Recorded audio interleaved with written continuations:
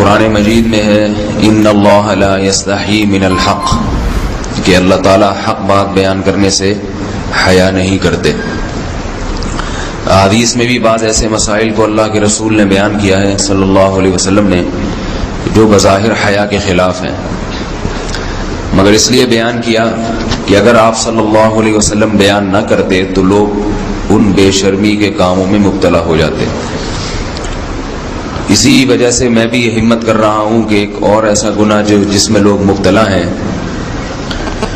اور وہ ہے حیا کے خلاف، مگر ہے بہرحال شریعت کا مسئلہ اور لوگ اس میں گناہ میں مبتلا بھی ہیں، اس لیے بتانا ضروری ہے۔ وہ یہ ہے کہ لوگ شادی کے بعد بھی، آج کی نوجوان نسل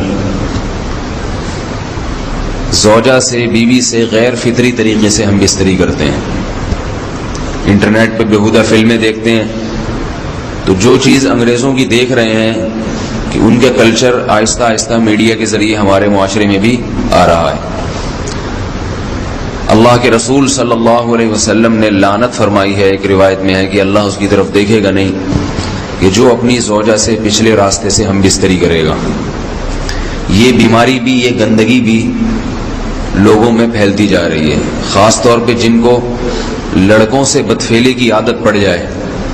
تو وہ زوجہ سے فطری راستے سے ہم بستری نہیں کرتے۔ اللہ نے فرمایا کہ نساؤکم حرث لکم، یہ تمہاری زوجات ہیں، بیویاں ہیں، یہ نسل بڑھانے کے لیے ہیں۔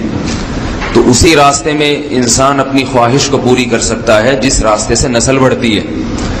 اس کے علاوہ کسی اور راستے سے اپنی خواہش کو پورا کرنا یہ حرام ہے، گناہ کبیرہ ہے، گندگی ہے۔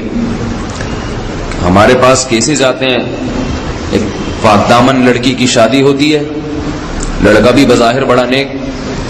لیکن کیا ہے، لڑکا چونکہ ٹھرکی ہوتا ہے، شہوت کا درندہ ہوتا ہے، تو وہ یہ نہیں دیکھتا کہ میں اپنی بری خواہش مٹانے کے لیے میں اپنی زوجہ کو غیر فطری طریقے پر مجبور کیسے کر سکتا ہوں، تو مجبور کرتا ہے پھر اپنی بیوی کو۔ اس میں جو عورتیں زیادہ پاک دامن نہیں ہوں، نیک نہ ہوں، یا ان کو یہ ڈر ہو کہ طلاق ہو گئی تو ہم کہاں جائیں گے، وہ پھر اپنے شوہر کے ساتھ اسی غیر فطری طریقے پر آمادہ ہو جاتی ہیں،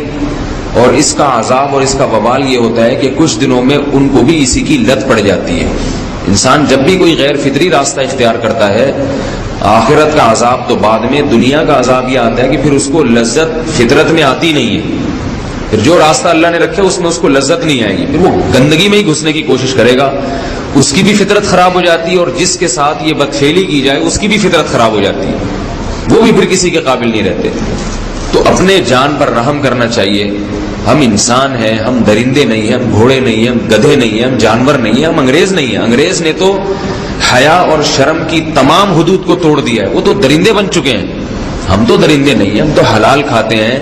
پاک صاف رہنے کی کوشش کرتے ہیں، تو ہم ان کی جو کلچر دیکھ دیکھ کے ہم ویسے درندے بننے کی کوشش کیوں کریں؟ تو یہ بہت بڑا وبال ہے، بہت بڑی برائی ہے جو ہمارے معاشرے میں آہستہ آہستہ جڑ پکڑتی جا رہی ہے، اور اس سے بیماریاں بھی پھیلتی ہیں۔ غیر فطری طریقہ ہے، بیماریاں بھی پھیلتی ہیں۔ ایسے کیسز آتے ہیں کہ جناب وہ مرد مجبور کر رہا ہے بیوی کو، اور وہ بیوی جو ہے ساتھ نہیں دیتی تو پھر اس کو طلاق کی دھمکیاں دیتے ہیں، ایسے کیسز بھی آتے ہیں۔ اور یہ بھی آتا ہے کہ مرد جب اپنی بیوی کو غیر فطری طریقے پر مجبور کرتا ہے، بیوی آمادہ نہیں ہوتی، تو مرد پھر یہ دھمکی دیتا ہے کہ بھائی میری خواہش تو تم سے پوری ہوتی نہیں ہے، پھر میں دوسروں کے پاس جاؤں گا۔ تو یاد رکھیں، جس عورت کا شوہر یہ دھمکی دے اس کو کہ میں زنا کروں گا اگر تم نے میری خواہش پوری نہیں کی غیر فطری طریقے سے، تو عورت اپنے شوہر سے کہہ دے کہ جاؤ تم کہیں اور جا کے منہ کالا کرو، تمہاری فطرت میں گندگی ہے تو یہ مجھے گندا بنانے کی کوشش نہ کرو، اس کو زنا کرنے دیں، وہ اللہ آخرت میں اس سے بھگتے گا۔ ہر بیماری کا اللہ نے علاج رکھا ہے۔ اللہ کے رسول صلی اللہ علیہ وسلم نے فرمایا، صحیح بخاری کی حدیث، ما انزل اللہ من داء الا انزل له دواء، کوئی بیماری ایسی نہیں ہے جو اللہ نے نازل کی ہو اور اس کے لیے دوا نہ رکھی ہو دنیا میں۔ تو اگر کسی کو ایسی لت پڑ گئی ہے غیر فطری کام کی، تو اس کو چاہیے کہ وہ اپنا علاج کرائے، ڈاکٹر سے بھی رابطہ کرے، اور سب سے بڑا علاج یہ ہے کہ کچھ وقت صبر کرے گا، چھوڑ دے گا کچھ عرصے کے لیے، تو خود بخود آہستہ آہستہ صحیح ہو جائے گا۔ ایک آدمی شراب کا عادی ہے، ایک علاج تو یہ کہ ڈاکٹروں سے رابطہ کرے، بہترین علاج کے چھوڑ دے، کتنے دن تڑپے گا، ایک دن 2 دن 3 دن 4 دن 1 ہفتہ 2 ہفتہ بہت زیادہ سال ہو جائے گا نا، اس کے بعد خود بہت ٹھیک ہو جائے گا۔ سگریٹ کا عادی ہے، چھوڑ دے گا تو کتنے لوگ ہم نے دیکھے ہیں دن میں 20 سگریٹ پیتے تھے، چھوڑنے پر آئے تو بالکل ایک دم چھوڑ دی انہوں نے، آہستہ آہستہ کر کے چھوڑ دی، لیکن تکلیف ہوئی مگر عادی ہو گئے۔ تو اب کسی کو یہ لت پڑ گئی ہے غلط کام کی، برائی کی، تو اس کا بہترین علاج یہ ہے کہ وہ اپنے آپ کو بدلنے کی کوشش کرے، ماحول بدلے،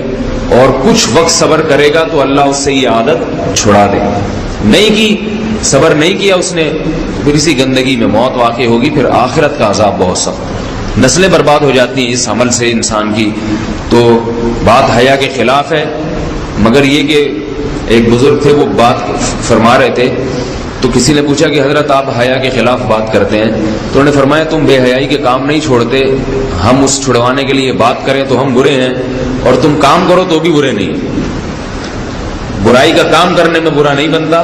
اور برائی کے خلاف بولنے والا برا بن جاتا ہے کہ دیکھو یہ کیسی باتیں کر رہے ہیں۔ تو بھائی باتیں ہیں اس لیے ہیں کہ یہ معاشرے میں یہ برائی پھیلتی چلی جا رہی ہے، اور یہ ہماری اپنا کلچر نہیں ہے، یہ امپورٹ ہو رہا ہے باہر سے، یہ امپورٹ ہو رہا ہے، یہ وہاں میڈیا کے ذریعے آ رہا ہے۔ تو وہ چیزیں دیکھا نہ کریں اور ان لوگوں سے دور رہا کریں۔ ہمیں تو دین کا داعی ہو کے ان کو ہدایت پر لانا تھا، بجائے ہم ہدایت پہ چل کے دوسروں کو چلانے والے بن کے ان کے راستے پہ ہم نے چلنا شروع کر دیا۔ اللہ تعالیٰ ہمیں اب دیکھیں ان کے ہاں ایڈز کا مرض پھیل گیا ہے۔ آپ بتائیے یہ ایڈز کا مرض ہمارا ہے کیا؟ یہ بیماری ہماری ہے یا ان کی ہے؟ ہمارے ہاں بیماریاں ہیں، کھانسی ہے، نزلہ ہے، ٹھیک ہے نا، بلڈ پریشر ہے، شوگر ہے، یہ بیماریاں ہماری ہیں۔ کوئی اللہ کا شکر ہے گندی بیماری ہمارے ہاں نہیں ہے، جتنی گندگیاں ہیں وہاں سے آ رہی ہیں۔ ایڈز کا مرض